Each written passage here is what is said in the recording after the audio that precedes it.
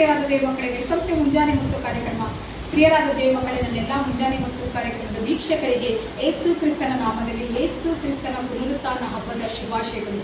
ಪ್ರಿಯರಾದ ದೇವ ಮಕ್ಕಳೇ, ಈಸ್ಟರ್ ಎಂದರೆ, Easter says you can put truth in a grave but it won't stay there.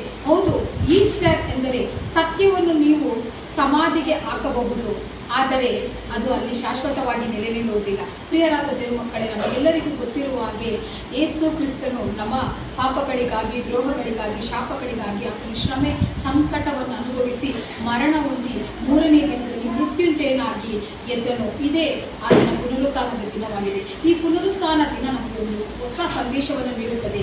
ಅದೇನೆಂದರೆ, ನಾವು ಸತ್ಯವನ್ನು ಸುಟ್ಟು ಸಮಾಧಿಗೆ ಹಾಕಬಹುದು, ಆದರೆ ಅದನ್ನು ನಾವು ಸಂಪೂರ್ಣವಾಗಿ ಅಳಿಸಲು ಸಾಧ್ಯವಿಲ್ಲ ಎಂಬುದಾಗಿ ನಮಗೆ ಗೊತ್ತಿರುವ ಹಾಗೆ ಯೇಸು ಕ್ರಿಸ್ತನೇ ಸತ್ಯವಾಗಿದ್ದಾನೆ. ಆತನನ್ನು ಅನುಸರಿಸುವವರು ಸತ್ಯದ ಮಾರ್ಗದಲ್ಲಿ ನಡೆಯುತ್ತಾರೆ. ಹೌದು ಪ್ರಿಯರಾದ ದೇವ ಮಕ್ಕಳಿಗೆ, ಯೇಸು ಕ್ರಿಸ್ತನನ್ನು ಮರಣವು ನುಂಗಿ ಹಾಕಬೇಕೆಂಬುದಾಗಿ ಪ್ರಯತ್ನಿಸಿದರು. ಆತನು ಸತ್ಯವಂತನಾಗಿದ್ದರಿಂದ ಸತ್ಯವನ್ನು ಅದು ಮರಣವು ಹಿಡಿದಿಟ್ಟುಕೊಳ್ಳಲು ಸಾಧ್ಯವಾಗಲಿಲ್ಲ.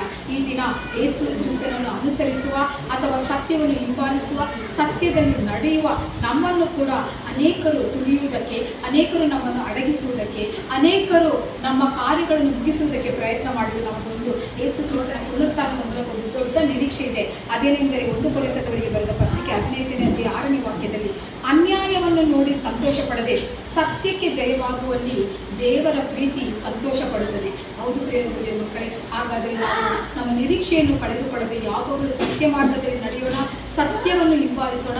ನಿಶ್ಚಯವಾಗಿ ಸತ್ಯಕ್ಕೆ ಒಂದು ದಿನ ಜಯವು ದೊರಕುತ್ತದೆ. ಯೇಸು ಕ್ರಿಸ್ತನ ಪುನರುತ್ಥಾನದ ಮೂಲಕ ಅದು ರುಜುವಾಗಿದೆ. ಹಾಗಾದರೆ ನಾವು ಇನ್ನೂ ಹೆಚ್ಚಾಗಿ ಸತ್ಯ ಮಾರ್ಗದಲ್ಲಿ ನಡೆದು ಅದರ ಮೂಲಕ ಬರುವ ಆಶೀರ್ವಾದವನ್ನು ಹೊಂದಿಕೊಳ್ಳೋಣ. ದೇವರ ಈ ವಾಕ್ಯ ಭಾಗದ ಮೂಲಕ ನಮ್ಮನ್ನು ಆಶೀರ್ವದಿಸಲಿ. God bless you. Have a nice day.